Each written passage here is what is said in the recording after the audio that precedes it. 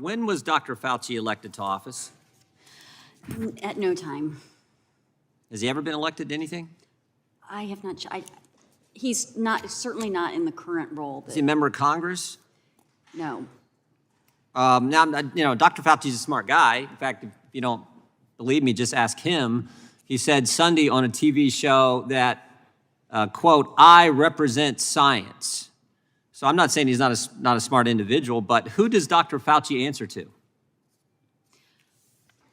Well, I mean, well, at this point, I mean, presumably indirectly to the president. But I take your point. Well, I don't think I don't even think, Professor, with all due respect, I don't even think he answers to the president, because President Biden says we follow the science, and Dr. Fauci has basically said, I am science. I'm almost like God speaking. So I don't even think he answers to the president. So this is what scares me, is the fact that it's people who've never put their name on a ballot, never went out and talked to we the people, who are making the decisions. And frankly, the Democrats' witness likes it that way.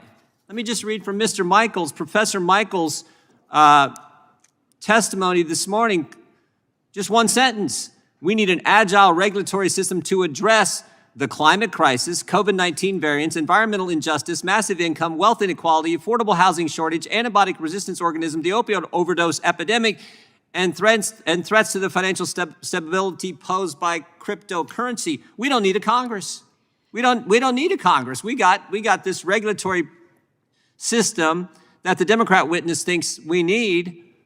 So forget like putting your name on a ballot, going actually out and talking to the people and get elected to office and being in the United States Congress. We don't need it, according to Mr. Michaels. So isn't that your concern? Yeah, I think you're putting your finger on a very poignant example in current practice where we have a significant problem facing the country, obviously the pandemic, and there's a very broad statute, the quarantine statute from the 1940s, that had not been carried out anywhere close to the way it has been applied recently in the past. But Mr. Michaels doesn't want to limit it to that. Dr. Fauci may want to. Who knows what he wants to? He probably just wants to be dictator. But Mr. Michaels doesn't want to limit it to that. He talks about affordable housing. He's talking about cryptocurrency. He's talking about environmental injustice. I mean, he's talking about all kinds of things that he thinks the regulatory state needs to be able to agilely, or in some kind of fashion, be able to deal with. So yes. It's not just quarantine issues. Well, of course, and I think the reason what you're pointing to, right, is the breadth of the law and how it's being interpreted. And if we defer to the executive branch's interpretation, that housing and cryptocurrency and whatever else falls within. But that's sort of how it works, isn't it? I mean, there's always some exceptions, and there's some give and take in the comment period of these. But the agency proposes a rule, then they enforce the rule, and then if there's a dispute, they have an Article I judge, executive branch judge, adjudicate. So again, and they want more of that. They want them to do that for everything. So why do we need a Congress? Right. The concentration of power, I think, in single entities is one of the greatest problems facing our system of government. No kidding. No kidding. Some of these people, I mean, the people who make decisions and impact small business owners, Americans, I mean, just every single day, the regulatory state, the bureaucratic state runs this country, and it is a huge problem. It's the biggest threat to liberty I think we see. And I haven't seen the bill that the chairman is introducing. But my gut tells me it probably moves in the direction that their witnesses want it to go, which is more power to the bureaucratic state. Is that your interpretation of their bill?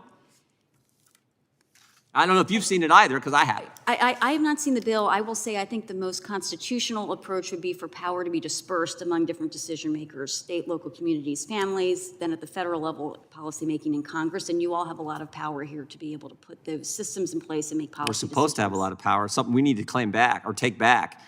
This idea that bureaucrats are going to run the country is, as I said before, frightening. You said this earlier. I just want to read this. I think this is you put this well, and you just basically said the same thing. The distribution of power over separate branches of government helps to ensure that each branch can more effectively perform its function of serving as a check on the other branches in order to better secure, this is the important part, the private interest of every individual. The security for civil rights consists in the multiplicity of interests. That is the Constitution. That's what this committee is supposed to uphold. More than any other committee in the Congress, we're supposed to be focused on that. And yet we have witnesses come in here and basically say, do away with Congress, let the regulatory state run the country. That is frightening.